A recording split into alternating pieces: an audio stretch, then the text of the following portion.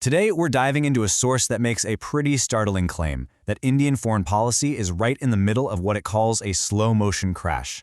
And its entire argument really hinges on one very dramatic event that happened in the Indian Ocean. So let's break down what this source has to say. All right, let's just start with a quick question for you. Imagine a friendly naval ship, one you were literally just welcoming a couple of weeks ago, is suddenly attacked and sunk. And it happens right in your backyard, in waters you claim to protect. What do? What's the right move? Just keep that question in the back of your mind as we go through this.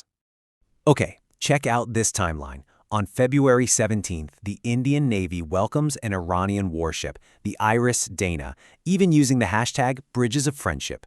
Then, just 17 days later, less than 3 weeks, that exact same ship is at the bottom of the Indian Ocean, sunk by a U.S. torpedo. And the response? Well, our source points to a tweet that it says came from the BJP's official account, stating simply, "Not our business." It's a shocking turn of events, to say the least. So, how in the world did this happen? Let's unpack the details of this incident with the Iris Dana, as they're laid out in the source we're examining today. 87. According to the source, that's how many Iranian sailors lost their lives when the Iris Dana went down. It also notes that only 32 survivors were reportedly picked up, and get this, not by India, but by the Sri Lankan Navy. And this really gets to the heart of the criticism in the source material. It points out this huge contrast between India's role as the self-declared guardian of the Indian Ocean and its alleged total inaction when a friendly ship was attacked in those very waters.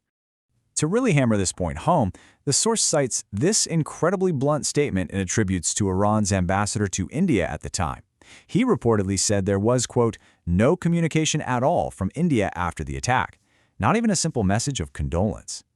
Now, obviously, an incident this big doesn't just happen in a vacuum. The source argues it's just one piece of a much wider conflict, so let's zoom out for a second and look at the incredibly tense backdrop that it describes. According to this source, what was a shadow war is just bursting out into the open. It claims the US and Israel have hit thousands of targets inside Iran, and in return, Iran has supposedly struck back at dozens of US bases, with its ally Hezbollah jumping into the fight. But the most critical move, Iran shutting down the Strait of Hormuz. And that one move, closing the strait, has massive consequences for everybody. Just look at this chart. A full 20% of the entire world's oil supply has to pass through that one single choke point. For a country like India that needs a ton of energy, our source argues this is an absolute economic nightmare. And all of this context, this whole setup, it leads us to the source's central argument, that India's lack of response here shows a complete break from its traditional foreign policy, what's always been known as strategic autonomy, a truly historic shift. To build this case, the source zooms way in on this really tight 48-hour window. On February 25th and 26th, it points out that Prime Minister Modi was in Israel, upgrading the relationship to a special strategic partnership. And then, just 2 days after that visit wrapped up, the joint US-Israeli attack on Iran reportedly began. And wow, this slide really lays out the massive shift the source is claiming. You see, in the past, India always maintained its strategic autonomy. It would condemn foreign intervention, whether it was the Soviet invasion of Afghanistan or the US invasion of Iraq. But now, the source claims it's a completely different story. India condemned the Iranian counterattacks, but stayed totally silent on the initial US and Israeli attacks, which it claims killed 100 times more people. And this right here is where the source presents what it sees as its most damning piece of evidence. It's a really provocative quote attributed to an Israeli envoy who allegedly said the operational opportunity came up only after PM Modi left. The implication, as the source frames it, is that there's a direct connection between that diplomatic visit and the military action that followed. Okay, so you might be thinking, this is all just high-level geopolitics. What does any of this have to do with me? Well, the source argues there's a very direct price for this silence, one that hits the wallet of every single citizen. So here's the energy mess the source lays out. Over half of India's oil, 55%, comes from the Middle East, a supply now at risk because of Hormuz. At the same time, the source claims India stopped buying cheaper Russian oil on US orders, with the idea being to buy more expensive American oil instead. And the result of this massive supply crunch? 25. According to the source, India is down to just 25 days' worth of strategic oil reserves. Now, in a calm world, that's already a concern. But in the middle of a global energy crisis, that is a dangerously thin safety net. Now, this is probably the most jaw-dropping claim in the entire piece we're looking at. It alleges that, with reserves critically low, the United States gave permission for India to start buying Russian oil again, but only for 30 days. The source presents the very idea of a sovereign nation needing permission to trade as a moment of profound national humiliation. And the direct impact on your kitchen budget? 60 rupees.